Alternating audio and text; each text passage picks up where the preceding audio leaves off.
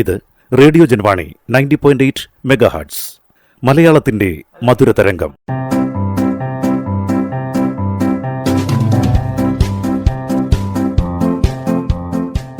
ഇപ്പോൾ വാരാന്ത്യ ലോക വൃത്താന്തം കേൾക്കാം. പ്രൊഫസർ ജെ ജേക്കബ് അവതരിപ്പിക്കുന്നു. വാരാന്ത്യ ലോക വൃത്താന്തം.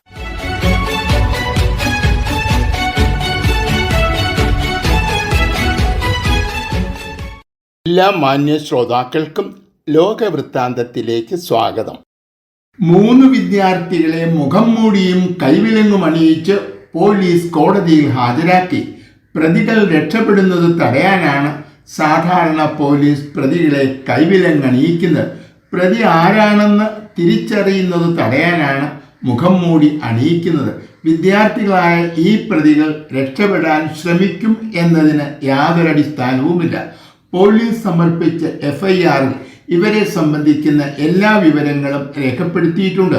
വിവരാവകാശ നിയമപ്രകാരം ആർക്കു വേണമെങ്കിലും FIRന്റെ കോപ്പി ലഭിക്കും. പോലീസിന്റെ നടപടി പ്രഥമ ദൃഷ്ട്യാ തെറ്റാണെന്ന് തോന്നിയതുകൊണ്ടാണ് കോടതി ബന്ധപ്പെട്ട ഉദ്യോഗസ്ഥരോട് വിശദീകരണം ആവശ്യപ്പെട്ടത്. പോലീസ് അതിക്രമങ്ങൾ ഒരു പുതിയ കാര്യമല്ല. എല്ലാ കാലത്തും പോലീസിനെതിരെ ആരോപണങ്ങൾ ഉണ്ടായിട്ടുണ്ട്. എന്നാൽ കോടതിയിൽ ഹാജരാക്കുമ്പോൾ നിയമപരമായ നടപടികൾ പാലിക്കാൻ പോലീസ് ജാഗ്രത പാലിക്കാറുണ്ട്.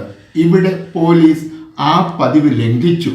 കോടതിയുടെ മുൻപിൽ പോലും നിയമ നടപടികൾ ലംഘിക്കുന്ന ഈ പോലീസുകാർ പോലീസ് സേനയ്ക്കു മാത്രമല്ല പൊതുസമൂഹത്തിനും അപമാനമാണ്.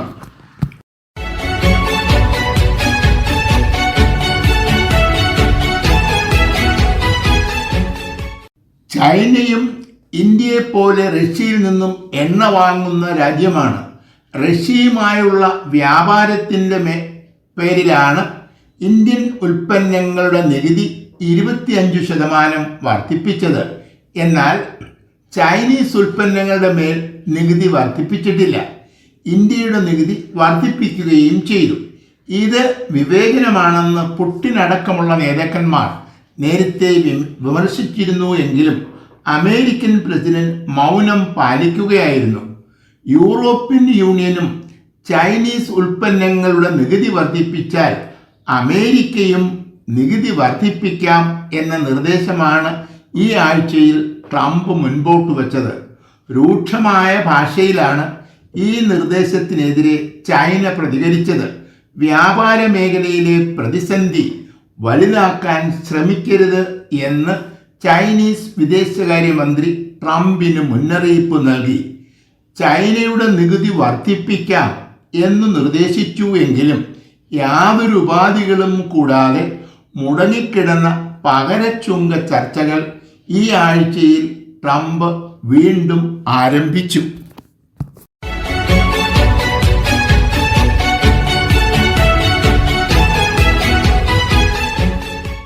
സ്പെയിനിൻ്റെ തലസ്ഥാനമായ മാഡ്രിഡിൽ ചൈനയുടെയും അമേരിക്കയുടെയും പ്രതിനിധികൾ സമ്മേളിക്കുകയും ഇരു രാജ്യങ്ങളും തമ്മിലുള്ള വ്യാപാരം പുനഃസ്ഥാപിക്കുന്നതിനുള്ള ചർച്ചകൾ വീണ്ടും ആരംഭിക്കുകയും ചെയ്തു.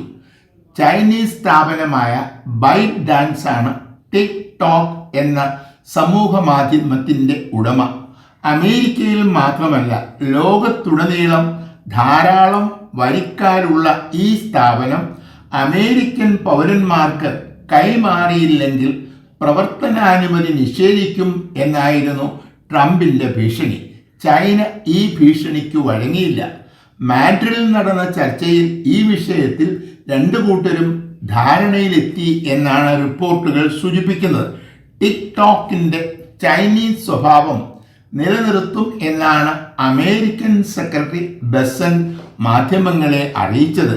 വെള്ളിയാഴ്ച അമേരിക്കൻ പ്രസിഡന്റ് ഡൊണാൾഡ് ട്രംപും ചൈനീസ് പ്രസിഡന്റ് ഷീ ജിൻപിങ്ങും നേരിട്ട് സംസാരിക്കാനും തീരുമാനിച്ചിട്ടുണ്ട്. തങ്ങളുടെ നിർദ്ദേശങ്ങൾ ചൈനയുടെയോ ഇന്ത്യയുടെയോ മേൽ അടിച്ചേൽപ്പിക്കാൻ കഴിയില്ല എന്ന് ഡൊണാൾഡ് ട്രംപ് ഇനിയെങ്കിലും തിരിച്ചറിയേണ്ടിയിരിക്കുന്നു.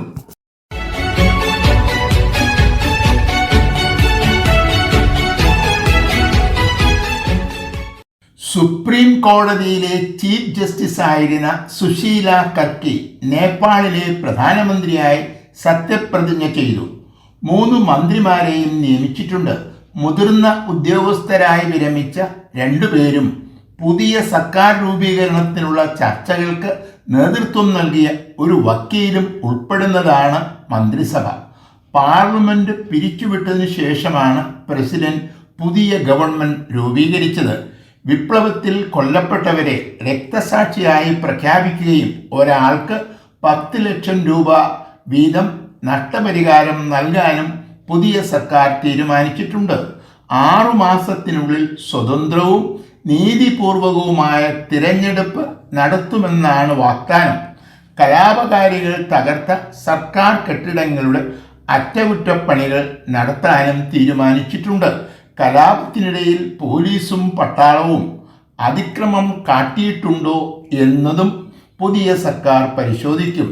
പ്രസിഡന്റ് പാർലമെന്റ് പിരിച്ചുവിട്ട് മന്ത്രിസഭ രൂപീകരിച്ചത് ഭരണഘടനാ വിരുദ്ധമായ നടപടിയാണ് എന്നാണ് ഭരണപക്ഷവും പ്രതിപക്ഷവും ആരോപിക്കുന്നത്.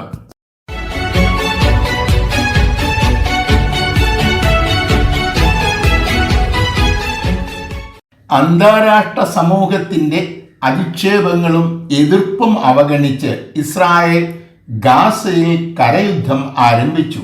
ഈ യുദ്ധം മാസങ്ങൾ നീളുമെന്നാണ് ഇസ്രായേലിന്റെ വിലയിരുത്തൽ. ഗാസ പൂർണ്ണമായും പിടിച്ചെടുക്കാനാണ് ഇസ്രായേൽ ശ്രമിക്കുന്നത്. 2023 ഒക്ടോബറിൽ ഹമാസ് ഇസ്രായേലിനെ ആക്രമിച്ചതിനെ തുടർന്നാണ് ഈ യുദ്ധം ആരംഭിച്ചത്. ഗാസയിലെ ജനസംഖ്യയുടെ 10% പേരെങ്കിലും ഈ യുദ്ധത്തിൽ കൊല്ലപ്പെട്ടിട്ടുണ്ടാകും എന്നാണ് പൊതുവെയുള്ള വിലയിരുത്തൽ. എല്ലാ ബന്ദികളെയും മോചിപ്പിക്കുക, ഹമാസിനെ നിരായുധീകരിക്കുക തുടങ്ങിയവയാണ് ഇസ്രായേലിന്റെ പ്രധാന ആവശ്യങ്ങൾ. എന്നാൽ ഇത് രണ്ടും അംഗീകരിക്കില്ല എന്ന നിലപാടാണ് ഹമാസ് സ്വീകരിക്കുന്നത്. ഇതേ തുടർന്നാണ് ചർച്ചകൾ നിലച്ചുപോയത്. മധ്യസ്ഥത വഹിക്കുന്ന ഖത്തറിനെ ഇസ്രായേൽ ആക്രമിച്ചതിനെ തുടർന്ന് സ്ഥിതിഗതികൾ കൂടുതൽ സങ്കീർണമായി. സ്വന്തം നാട്ടിൽ നിന്നും ഒഴിഞ്ഞു പോകാനാണ് ഗാസ നിവാസികളോട് ഇസ്രായേൽ ആവശ്യപ്പെടുന്നത്. ഇസ്രായേൽ വംശഹത്യ നടത്തുന്നു എന്നാണ് ഐക്യരാഷ്ട്രസഭ ആരോപിക്കുന്നത്.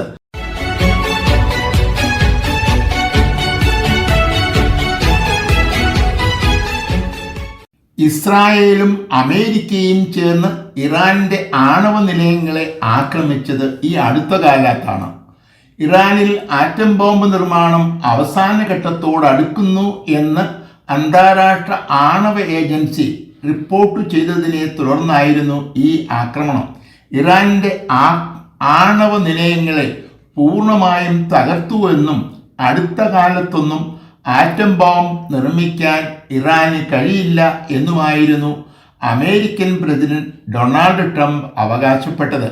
ഈ വാദത്തെ അന്നു തന്നെ വിദഗ്ധന്മാർ ഖണ്ഡിക്കുകയും ഏതാനും മാസങ്ങൾക്കുള്ളിൽ ഇറാൻ പൂർവ്വസ്ഥിതിയിൽ എത്തുമെന്ന് മുന്നറിയിപ്പ് നൽകുകയും ചെയ്തിരുന്നു.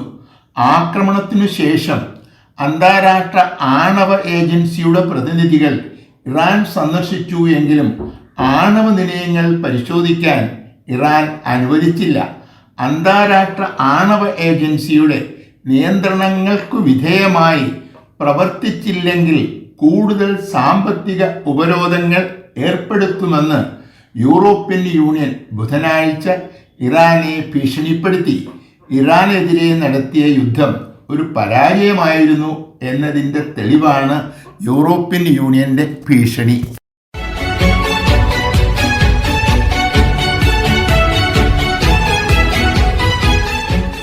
സൗദി അറേബ്യയും പാകിസ്ഥാനും തമ്മിൽ ബുധനാഴ്ച ഒരു പ്രതിരോധ ഉടമ്പടി ഒപ്പുവച്ചു.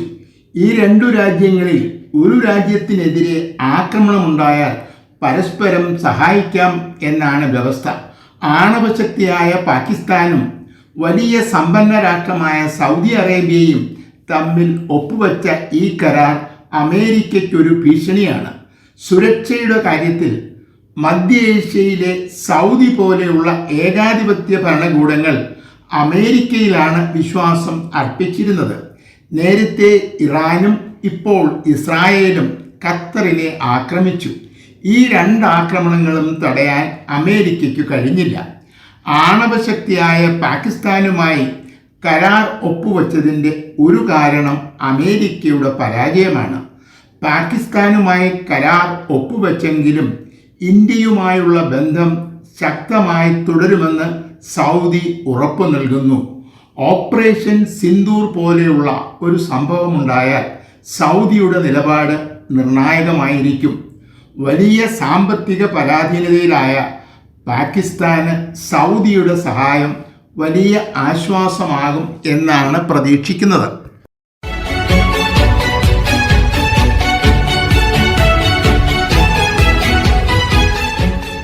വടക്കൻ അഫ്ഗാനിസ്ഥാനിൽ താലിബാൻ ഇന്റർനെറ്റിന് നിരോധനം ഏർപ്പെടുത്തി. ഒപ്റ്റിക് ഫൈബർ വഴി ലഭിക്കുന്ന വൈഫൈ ആണ് നിരോധിച്ചത്. മൊബൈൽ വഴി ഇന്റർനെറ്റ് ഉപയോഗിക്കുന്നതിനെ ഈ നിരോധനം ബാധിക്കുന്നില്ല. നിരോധനം മൂലം സർക്കാർ ഓഫീസുകളുടെ പ്രവർത്തനം തകരാറിലായി.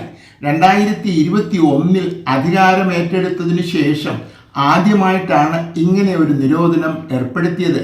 സദാചാര വിരുദ്ധ പ്രവർത്തനങ്ങൾ തടയാനാണ് ഈ നടപടി എന്നാണ് ഭരണകൂടത്തിൻ്റെ വിശദീകരണം. മൊബൈലുകൾക്ക് ഇത് ബാധകമല്ലാത്തതിനാൽ ഭരണകൂടത്തിൻ്റെ വിശദീകരണത്തിൽ പൊതുസമൂഹം തൃപ്തരല്ല. സന്മാർഗം രക്ഷിക്കാനാണെങ്കിൽ മറ്റു പല മുസ്ലിം രാഷ്ട്രങ്ങളും ചെയ്യുന്നത് പോലെ ഫിൽറ്റേഴ്സ് ഉപയോഗിക്കാമെന്നാണ് പലരും ചൂണ്ടിക്കാട്ടുന്നത്. മറ്റു മുസ്ലിം രാഷ്ട്രങ്ങൾ അനുവദിച്ചു കൊടുക്കുന്ന പല അവകാശങ്ങളും പൗരന്മാർക്ക് നൽകാൻ താലിബാൻ തയ്യാറാകുന്നില്ല.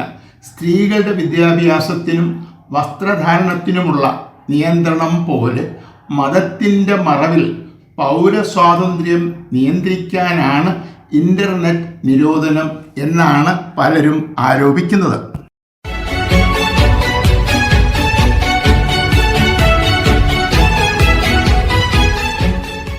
ലോകസഭയിലെ പ്രതിപക്ഷ നേതാവായ രാഹുൽ ഗാന്ധി ഉന്നയിക്കുന്ന ആരോപണങ്ങൾ അടിസ്ഥാനരഹിതം എന്ന് പറഞ്ഞ് അവഗണിക്കാൻ കഴിയില്ല എന്നാണ് വ്യാഴാഴ്ച ഡൽഹിയിൽ നടന്ന വാർത്താ സമ്മേളനം രാജ്യത്തോട് പറയുന്നത്. കർണാടകയിലെ അലന്ത് നിയമസഭാ മണ്ഡലത്തിൽ തട്ടിപ്പിനിരയായ വോട്ടർമാരെ വേദിയിൽ അണിനിരത്തിയാണ് പത്രസമ്മേളനം നടത്തിയത്. വോട്ടു നീക്കം ചെയ്യണം എന്ന് അപേക്ഷ നൽകിയെന്ന് തിരഞ്ഞെടുപ്പ് കമ്മീഷന്റെ രേഖകളിൽ കാണുന്നവർ അപേക്ഷ നൽകിയിട്ടില്ല എന്ന് പത്രസമ്മേളനത്തിൽ വ്യക്തമാക്കി. അപേക്ഷകളില്ലാതെ വോട്ടർ പട്ടികയിൽ നിന്നും വോട്ടർമാരെ മാറ്റുകയും പുതിയ വോട്ടർമാരെ കൂട്ടിച്ചേർക്കുകയും ചെയ്തു എന്ന് തെളിവുകൾ നിരത്തി രാഹുൽ ഗാന്ധി മാധ്യമങ്ങളെ അറിയിച്ചു. വോട്ടർ പട്ടികയിൽ കൃത്രിമം നടന്നു എന്ന് ബോധ്യപ്പെട്ടതിനെ തുടർന്ന് നടപടി സ്വീകരിക്കാൻ ബന്ധപ്പെട്ട പോലീസ് സൂപ്രണ്ടിനോട് ആവശ്യപ്പെട്ടിട്ടുണ്ട് എന്ന് തിരഞ്ഞെടുപ്പ് കമ്മീഷനും സമ്മതിച്ചിട്ടുണ്ട്. വ്യാജമായി നിർമ്മിച്ച സോഫ്റ്റ്വെയറിൻ്റെ സഹായത്തോടെ വോട്ടർ പട്ടികയിൽ കൂട്ടലും കിഴിക്കലും നടന്നു എന്നത് വളരെ ഗൗരവമുള്ള ഒരു അഴിമതിയാണ്.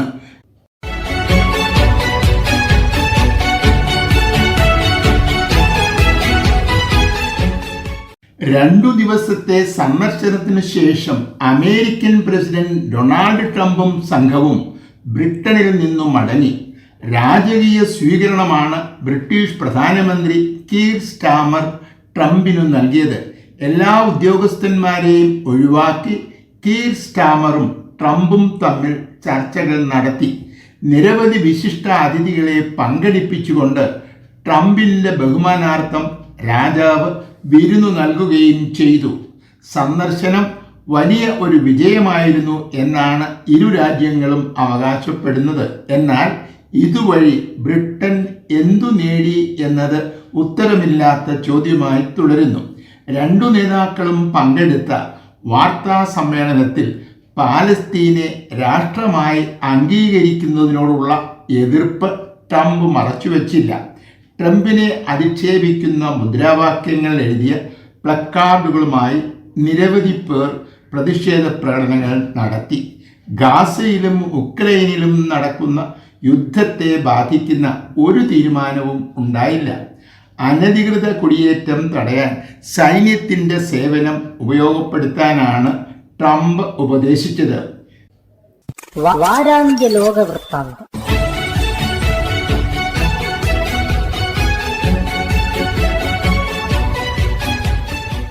തയ്യാറാക്കി അവതരിപ്പിച്ചത് പ്രൊഫസർ ജെ ജേക്കബ്.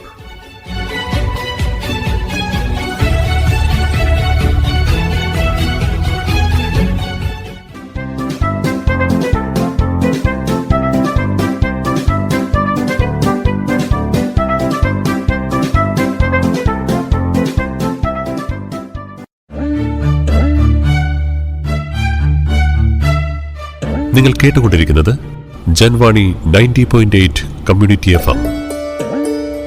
അറിയേണ്ടതും കേൾക്കേണ്ടതും മാത്രം.